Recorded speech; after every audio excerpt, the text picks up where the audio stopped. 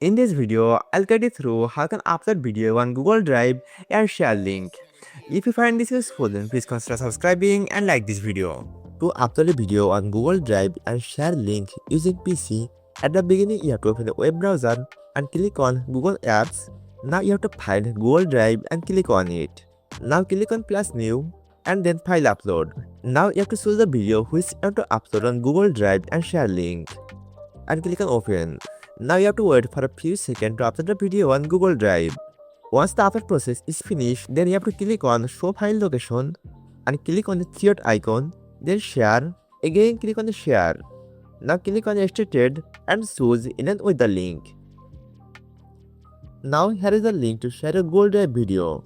But if you want to go with mobile phone, then at the beginning you have to open Google Drive app, click on this plus icon, now choose upload.